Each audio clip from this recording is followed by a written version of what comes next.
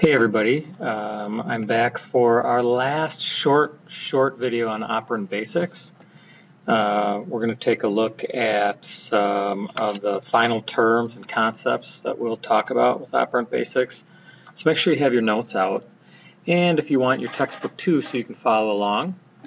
You should be able to describe the effects of shaping, and you should be able to also describe the effects of biology on our ability to be operantly conditioned. So don't hesitate to pause and rewind and check things out and take notes, highlight, do all that good stuff. Okay, here we go. So some other concepts that we haven't talked about, and these are terms that we'll see in classical conditioning as well. They refer to some of the fundamental principles of conditioning. One of the first terms we look at is acquisition. Remember, when you acquire something, you basically gain possession of it. So acquisition really refers to the acquiring of a conditioned voluntary behavior because that behavior is reinforced. So whenever a habit or a voluntary behavior is reinforced often enough or frequently enough, it may become habit, and that means that that behavior has been strengthened or acquired. A discriminative stimulus is a stimulus that occurs before our voluntary behavior that gives us an idea that if we were to exhibit that behavior, that we would get some kind of reinforcement or punishment. An example I like to use is flirting behavior. Flirting is really a type of behavior in which we're kind of testing out to the other person to see if we ask them out on a date, or would they say yes, or would they pay attention to us somehow.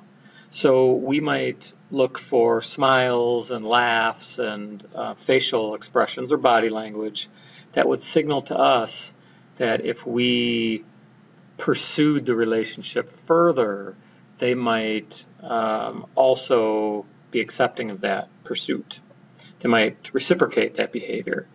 Also, if we're asking our parents for permission for something they don't normally give permission for, we might try to kind of feel our way through that situation and see if our parents are in a good mood or are they in a bad mood, which means they might not give us permission to do something else. So it's just signals in the environment that let us know whether reinforcement or punishment is going to occur. Extinction, this is a really important term. This refers to the weakening, often gradual weakening of a behavior just because it stops producing reinforcement. So if you really enjoy a video game when you're in 6th grade, and when you're in 8th grade you play it, it doesn't really provide you that much fun anymore, well, then that behavior is likely to weaken. You're less likely to see that behavior occur. Eventually you won't even play that game anymore. So the behavior has become extinguished. They say extinction, but we'll find out in the classical conditioning part, it might not be extinct like the dinosaurs are extinct. It might just kind of be dormant in there, but anything that you do voluntarily is a behavior. If it doesn't bring about reinforcement, you're less likely to do it again.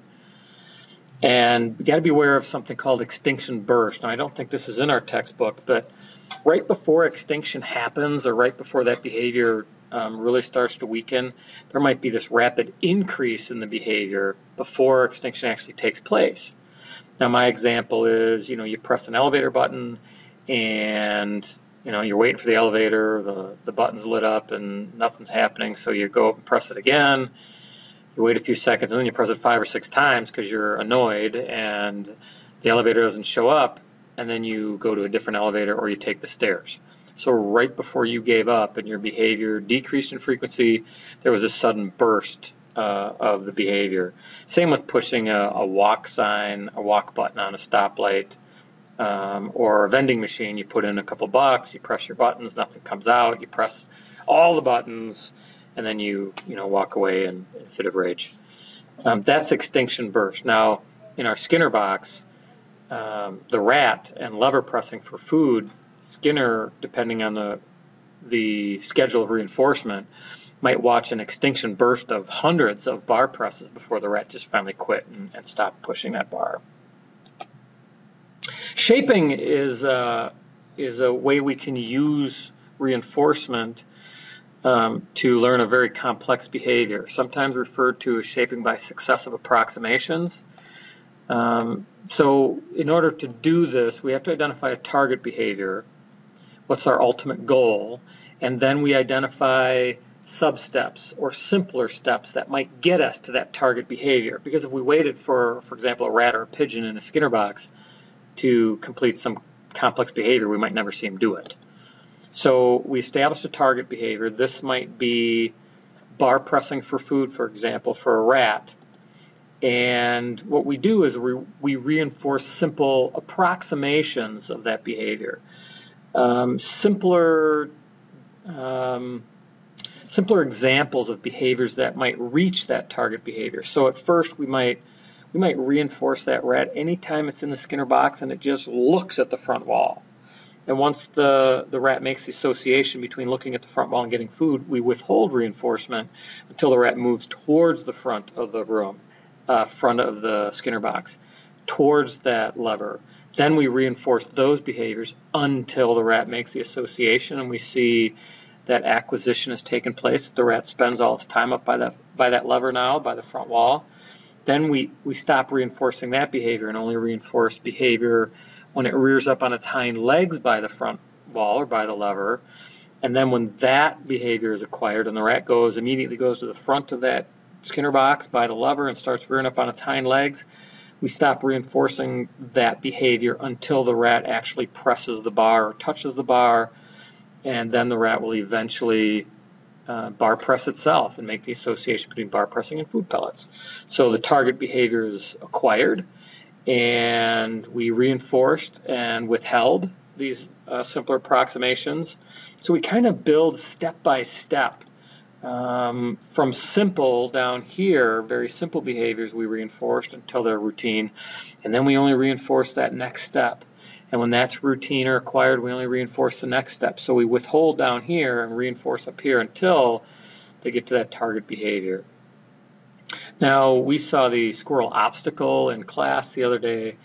Imagine how many steps it took for that squirrel to be shaped until it exhibited that bizarre behavior. Although they probably used chaining in that case, which is basically starting the animal at that target behavior in that feeding bin, and then presenting an obstacle before that. And once the animal learns that, it gets reinforcement. And then we add a previous chain. And once it learns that, it can get to the last chain and get to the target behavior. But that's a term we'll talk about later. So we move from simple down here up to more complex behaviors until that target behavior is reached. Now, two more things here. We're almost done. There's some limitations on what we can teach animals to do.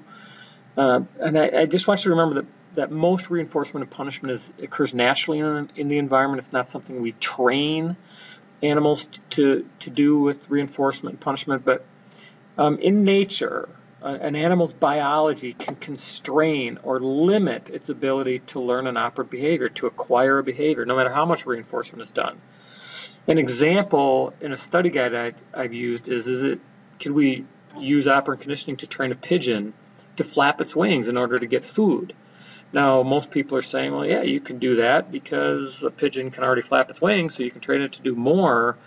But in reality, it's actually pretty hard to get pigeons to flap their wings to get food, because biologically, pigeons flap their wings when they are frightened and they need to escape. They peck when they get food. It would also be difficult to teach a pigeon to peck in order to escape electric shock. So you might be able to do it, but it would be rather difficult. So we are limited by our biology, or at least many animals are limited by their biology. Another example of the limitations of operant conditioning for animal training would be instinctive drift. That animals, once they learn a difficult behavior because they were kind of constrained by their biology here, they might learn the behavior, but over time they might drift back to their instinctive behaviors. So that pigeon who flaps its wings to to get food might eventually start pecking again instead. Now this instinctive drift, this can explain circus animals and trained animals going wild. So you can train a bear, a grizzly bear, or a brown bear in a circus to do these really weird tricks, but when that animal is surprised or frightened or something unexpected happens, it could drift back to its instinct behavior, which could be violent, actually. So if we remember a story several years ago about the orcas at Marine World in Florida, whatever they call SeaWorld, I think it is, and suddenly people were stunned when that killer whale actually attacked and killed its trainer of 6 or 7 years, I think. And instinctive drift might explain that something in the animal is frightened or unexpected, or maybe it was playing and got a little rough, drifted back to its instinctive behavior of being a killer whale. Okay, at least a big whale that's aggressive.